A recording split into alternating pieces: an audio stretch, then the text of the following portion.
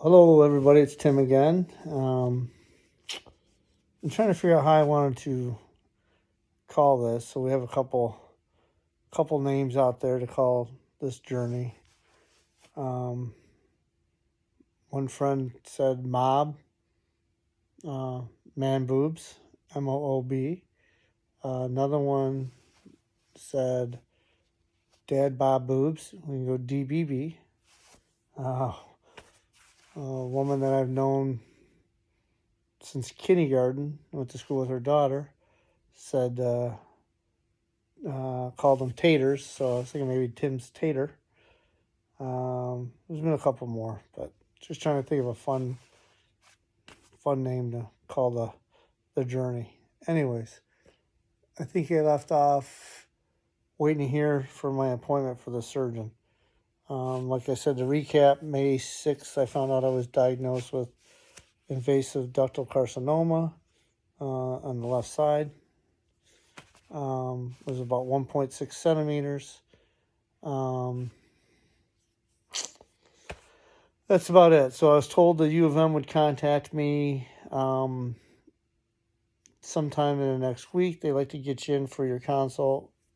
Oh, my ears itching, but consult with the surgeon within a week. Me being a VA patient, I knew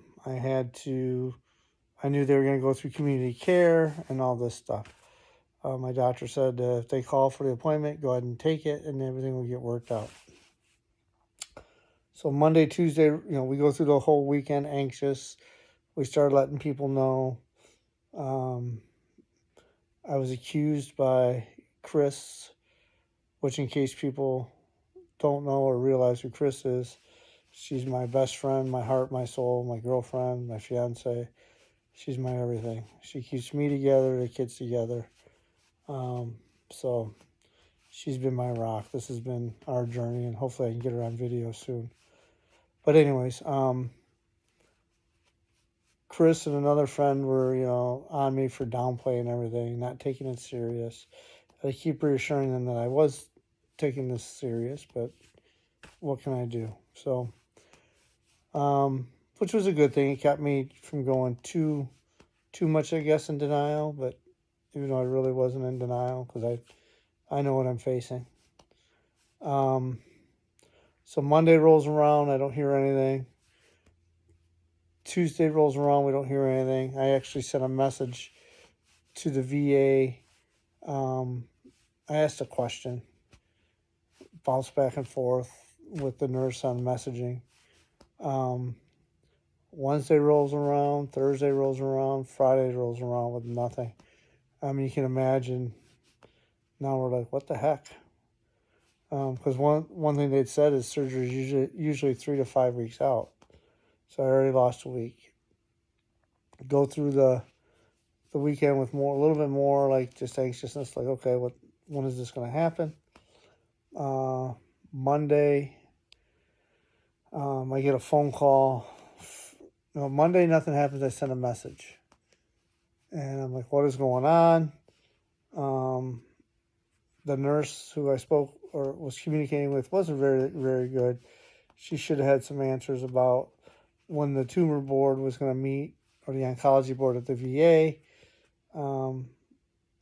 So I kept sending messages. Finally, a awesome woman from the VA called me, who's going to coordinate my community care. She was a feisty thing. I'm not saying people's names just because of privacy, but she was awesome. She was ticked because no one had contacted me, and she's trying to get me in for an appointment.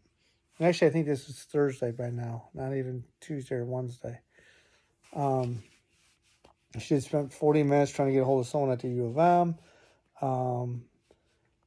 She had let me know at that point that U of M claimed that they called me on the 6th after I talked to the doctor who informed me that they tried to call me at 12:06 that Friday. The phone rang, someone answered, but it was staticky, and they couldn't hear anything and hung up. Well, I told the young lady that, first of all, we're dealing with cancer. Why would you not try to call back? Obviously, if the phone rang and went staticky and hung up, it was a bad signal. But I know for a fact roughly where I was. We were on I-69, right around Lansing, I think just south of Lansing, driving to Battle Creek for Bella's gymnastics meet. My phone didn't ring. I even asked Chris and the kids, did the phone ring? To recall the phone ringing, and I went back and looked, and there was nothing on my phone. So she was ticked. I was ticked. As you can imagine, I was pretty fired up. I basically wanted someone's butt.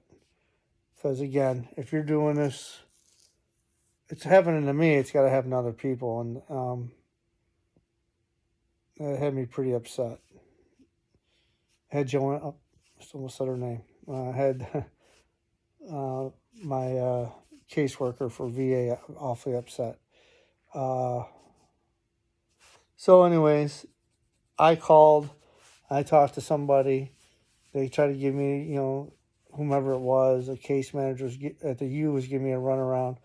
I point blank told her that it's unacceptable what this person did. I had the name. Of course, they're apologizing and, well, it's okay now. No, it's not okay. This can't happen again. So I went up the chain, voicing my opinion because I didn't want it to happen to someone else. So then they gave me a new case manager, and she makes the appointment for a whole nother week out, which I had to go through a nurse practitioner interview first, and then 2 days after that or so, I would meet with the surgeon. I said, so now we're looking at 3 weeks out from diagnosis and 3 weeks out from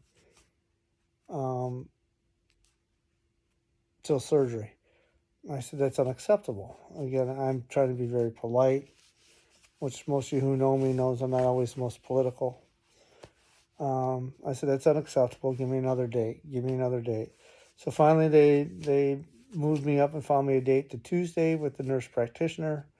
And I'm sorry, I can't remember the actual dates, and then Thursday with the surgeon. So I met the nurse practitioner via Zoom.